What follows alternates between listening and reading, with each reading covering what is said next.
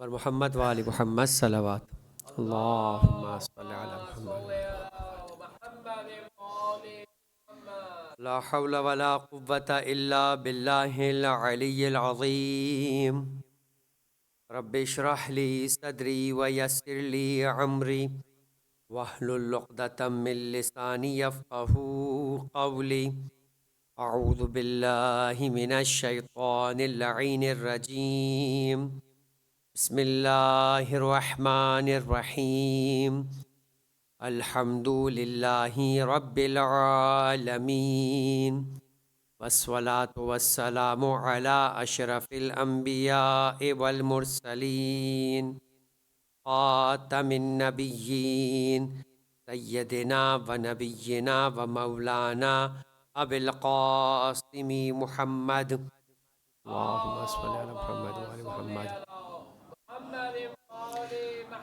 وعلى آله الطيبين الطاهرين لا سيما على بقية الله في الأرضين ولعنة الدائمة على أعدائهم أجمعين أما بعد فقد قال الله تبارك وتعالى في كتابه الكريم بسم الله الرحمن الرحيم ثم جعلناك على شريعة من الأمر واتبعها ولا تتبع احواء الذين لا يعلمون درود پڑھے محمد علیہ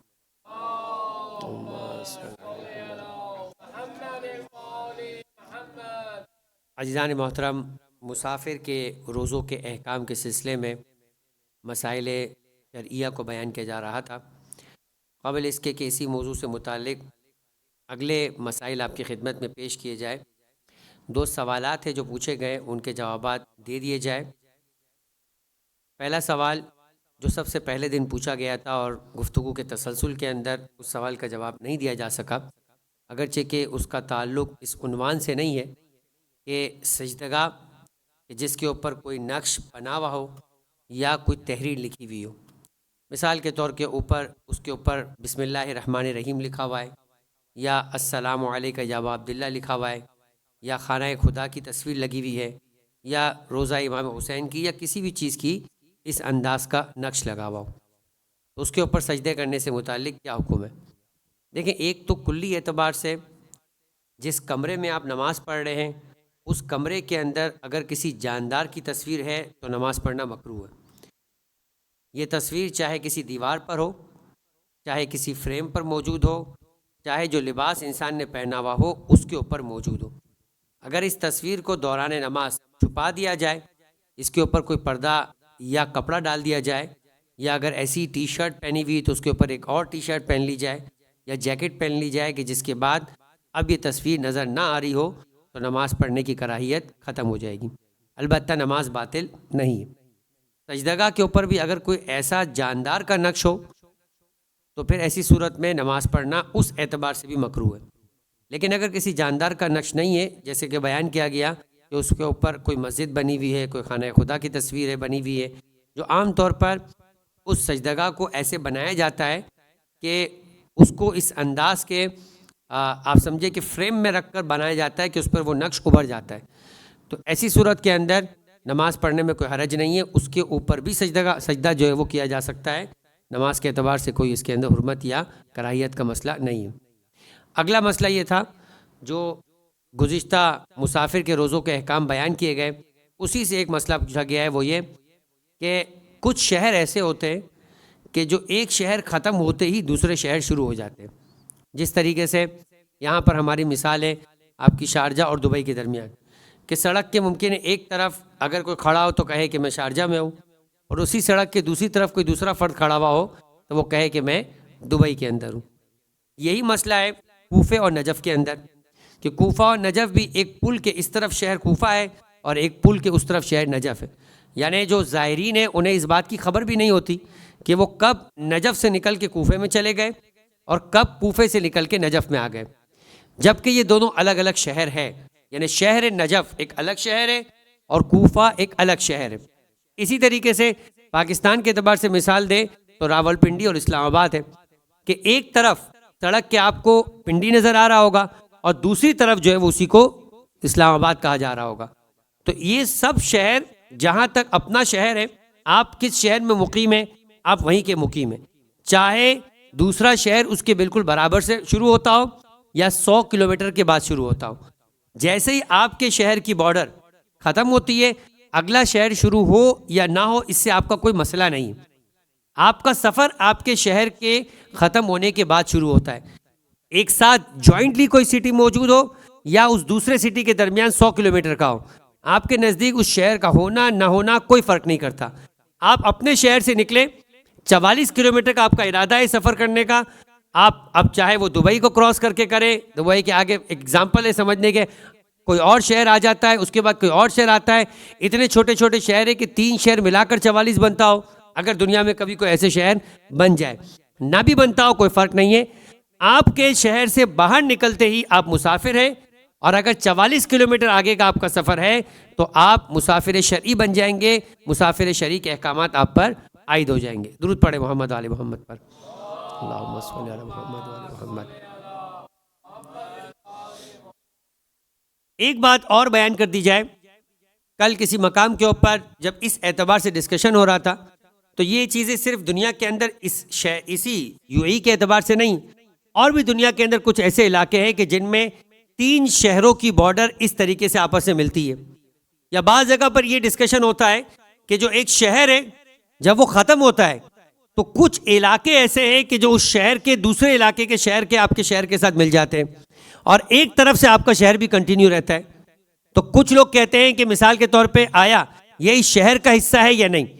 دیکھیں، یہ پرسنل ریسرچ کی بات نہیں ہوتی کہ آپ کا خیال کیا ہے، یہ عرفی اعتبار سے طے کیا جاتا ہے کہ عرفی اعتبار سے یہ آپ کا شہر کا حصہ ہے یا نہیں.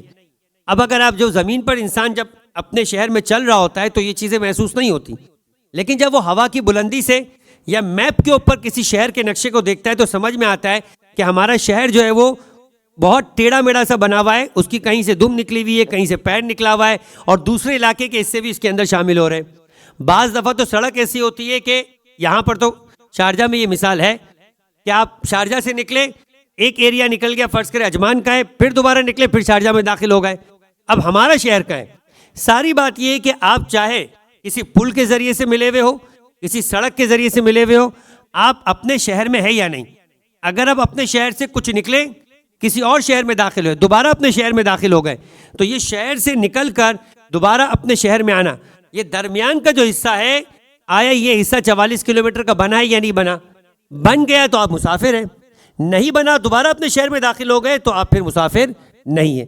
تو اصول اپنی جگہ پر موجود ہے. اس سچویشن میں چینج ہونے کی بنا کے اوپر آپ کے مسائل شرعی کے اعتبار سے کوئی فرق نہیں آئے گا. درود پڑھیں محمد آل محمد پر. اللہم صلی علی محمد و آل محمد. اب گفتگو ہو جائے ہمارے اپنے عنوان کے تحت جو مسافر کے روزوں کے احکام کے سلسلے میں بات چل رہی تھی. کل کی گفتگو کا جو عنوان تھا وہ یہ کہ ماہ رمضان میں ایک روزے دار کے لیے سفر کرنا جائز ہے یا نہیں. تو کل تذکرہ ہو گیا کہ بنیادی طور کے اوپر سفر کرنا ماہ رمضان میں حرام نہیں ہے، جائز ہے. اگر روزوں سے بچنے کے لیے سفر کیا جائے تو یہ بھی مکروہ ہے، حرام یہ بھی نہیں ہے. لہٰذا اگر کوئی روزے سے بچنے کے لیے سفر نہیں کرتا اور ماہ رمضان المبارک کے اندر اپنے ملک اپنے رشتہ داروں سے ملنے کے لیے جاتا ہے، اس سفر کے اندر کوئی حرج نہیں. جب بھی ضرورت عرفیہ یا ضرورت شرعیہ آپ کو پیش آئے آپ سفر کر سکتے ہیں، چاہے اس کا تعلق مال کمانے سے ہو یعنی امر معاش سے ہو، چاہے اس کا تعلق تعلیم سے ہو، چاہے اس کا تعلق آپ کے کاروبار سے ہو. آپ کے لیے ایڈجسٹمنٹ کر کے کہ میں سفر نہ کروں یہ بہتر ہے، یہ اسی صورت میں سے بچنے کے لیے سفر کر رہے ہو. اگر روزے سے بچنے کے لیے سفر نہیں کر رہے تو اس سفر کے اختیار کرنے میں کوئی پرابلم نہیں.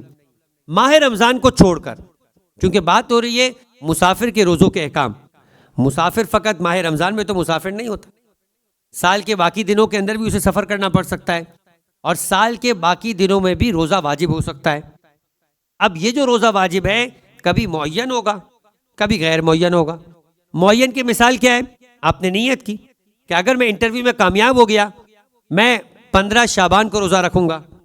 اگر میرا بچہ صحتیاب ہو گیا تو میں شعبان کے پہلے ہفتے کے اندر مثلا جمعرات، جمعہ اور ہفتہ روزہ رکھوں گا. یہ آپ نے خود معین کیا ہے. ماہ رمضان المبارک خدا کی جانب سے معین ہے، مگر آپ خود بھی کسی وجہ سے نظر، قسم یا عہد کی وجہ سے معین کر سکتے ہیں۔ اگلی مثال معین کی، اور وہ کیا ہے؟ آپ نے کسی سے اجارے کی رقم لی اور کہا کہ میں آپ کے مرحوم کے بدلے میں روزے رکھ لوں گا۔ کب؟ سامنے والے کے ساتھ طے ہوا کہ 30 روزے ہیں، آپ اگر شعبان کے اندر 30 روزے آ گئے تو 30 روزے رکھیں گے، اور جو ایک روزہ بچ گیا وہ شوال میں رکھیں گے۔ اب یہ پورے شعبان کے روزے آپ کے لیے معین ہو گئے، جس طریقے سے خدا کی جانب سے رمضان معین تھا، آپ نے اجرت لے کے کانٹریکٹ کیا ہے، لہٰذا یہ معین ہو گیا۔ اسی طریقے سے اگر آپ نے کسی سے اجرت لی اور اجرت لینے کے بعد کہا کہ میں آپ کے مرحوم کے بدلے 15 شعبان کا روزہ رکھوں گا، یہ بھی معین ہو گیا۔ معین روزے اگر آپ نے اپنی ذمہ داری قرار دی ہے تو آغا سیستانی فرماتے ہیں کہ ان دنوں میں، ماہ رمضان میں خدا کی جانب سے واجب تھا، وہاں رخصت ہے کہ آپ سفر کر سکتے ہیں، اور سفر کریں گے تو روزے کی بعد میں قضا کریں گے، مگر جن دنوں کے روزے کو آپ نے خود معین کیا ہے اب آپ سفر نہیں کر سکتے۔ اب آپ کے لیے ان دنوں میں سفر کرنا جائز بھی نہیں ہے، اور اگر وہ دن سفر میں آ جائے تو لازم ہے کہ 10 دن کے اقامے کی نیت کریں اور اپنے لیے روزے کی شرائط کو مکمل کر کے روزہ رکھیں۔ مسافر پھر بھی روزہ نہیں رکھ سکتا، لیکن ایسی صورت میں آپ سفر نہیں کر سکتے، اور اگر سفر کیا ہوا ہے تو آپ کو رکنا ہے، ٹھہرنا ہے، 10 دن کے مقیم بن کے اپنے اوپر فرض کر کے پھر اس کے بعد روزے کو انجام دینا ہے۔ یہ وہ شخص ہے کہ جس نے معین دنوں کے اندر اپنے لیے روزہ فرض کر لیا۔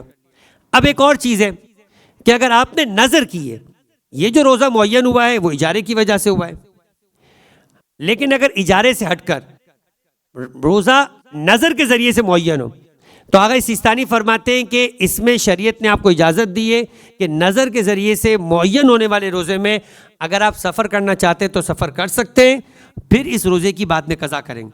اجارے کے اندر آپ کو اجازت نہیں، وہاں آپ نے طے کیا ہے آپ کو اقامہ کر کے، یا سفر اگر اپنے شہر میں تو سفر کرنے کی اجازت نہیں۔ نظر میں اجازت ہے۔ اچھا، نظر کے علاوہ 2 اور چیزیں کہ جس کے ذریعے سے روزہ واجب ہوتا ہے، ایک عہد اور ایک قسم۔ عام طور پہ لوگوں کو ان تینوں میں فرق سمجھ میں نہیں آتا، کیونکہ تینوں کے ذریعے سے جس بھی چیز کو اپنے اوپر واجب کیا جائے واجب ہو جاتی، نظر میں بھی واجب ہو جاتی، عہد میں بھی واجب ہو جاتی ہے، اور قسم میں بھی۔ ان تینوں میں فرق کیا ہے؟ اب چونکہ مسائل ایک دوسرے سے لنک میں ہے تو اس بات کو بھی ضمناً بیان کر دیا جائے۔ ان تینوں میں فرق سیگے کا ہے۔ آپ نظر کا سیگا جاری کریں گے، نظر بنے گا۔ آپ عہد کا لفظ استعمال کریں گے، عہد بنے گا۔ آپ قسم کا لفظ استعمال کریں گے، قسم بنے گا۔ تو ایک فرق تو یہ ہے، اور دوسرا فرق ہے ان کے توڑنے پر کفارے کا۔ نظر کا کفارہ الگ ہے، قسم کا کفارہ نظر ہی کا کفارہ ہے، عہد کا کفارہ الگ ہے۔ نظر اور قسم کا کفارہ کیا ہے؟ ان دونوں کا کفارہ ہے کہ آپ نے روزہ نہیں رکھا تو ایک روزے کے بدلے 10 روزے رکھنا ہوں گے، یا 10 فقیروں کو نہیں 10 فقیروں کو کھانا کھلانا ہوگا، یا 10 فقیروں کو پوشاک پہنانا ہوگا، یا ایک غلام آزاد کرے۔ یہ 3 کفارے ہیں نظر اور قسم کے۔ اگر یہ نہ کر سکے کہ آپ کہیں کہ میں 10 فقیروں کو کھانا بھی نہیں کھلا سکتا، یا میں 10 کپڑے بھی نہیں رکھتا کہ پوشاک دوں فقیروں کو، نہ ہی غلام ہے کہ آزاد کروں، تو پھر 3 دن لگاتار روزے رکھنے۔ یہ ہے نظر میں اور قسم کے اندر۔ عہد کا کفارہ سخت ہے۔ عہد میں ایک روزے کے بدلے 60 روزے رکھنا ہے، ایک روزے کے بدلے 60 مسکینوں کو کھانا کھلانا ہے، یا غلام آزاد کرنا ہے۔ تو لہٰذا عہد کا کفارہ سخت ہے۔ اب نظر کے ذریعے سے اگر آپ نے کسی دن کا روزہ معین کیا تو وہاں آغا سیستانی فرماتے ہیں کہ آپ کو سفر کرنے کی اجازت ہے، آپ سفر کر سکتے ہیں۔ اس دن روزہ رکھنے کے لیے آپ کو شہر میں ٹھہرنا یا 10 دن کی اقامت کرنا ضروری نہیں ہے، لیکن عہد اور قسم میں وہ کہتے ہیں احتیاط واجب ہے کہ آپ کو ٹھہرنا ہے، آپ سفر نہیں کر سکتے۔ اگر کسی جگہ سفر میں تو 10 دن کے لیے آپ کو رکنا ہوگا۔ یہ مسئلہ ختم ہوا آپ کا اجارے کے اعتبار سے اور نظر کے اعتبار سے۔ ایک مسئلہ اور آج ہے، اور اس کا تعلق ہے اعتکاف کے ساتھ، لیکن اعتکاف کا مسئلہ تھوڑا تفصیلی ہے، صرف آج ہیڈ لائن کے طور پہ بیان کرتے ہیں، اور اس کی تفصیلات انشاءاللہ کل موضوع اعتکاف کو بنا کر اعتکاف کے سلسلے میں بات کی جائے گی۔ اعتکاف کم سے کم 3 دن کا ہوتا ہے، زیادہ کے اعتبار سے کوئی دن نہیں، اور اتفاق کی بات ہے کہ ماہ رمضان المبارک اعتکاف کے لیے خاص اہتمام اور خاص ترجیح اور خاص تاکید رکھتا ہے، حتیٰ کہ پیغمبر اکرم حضرت محمد مصطفیٰ صلی اللہ علیہ وآلہ وسلم ماہ رمضان کا آخری عشرہ مسجد نبوی میں اعتکاف کرتے تھے۔ روایت کے الفاظ ہے اپنا بستر مسجد نبوی میں لگا لیا کرتے تھے۔ اور ایک ستون ہے آج جس کا نام ہے ستون سریر۔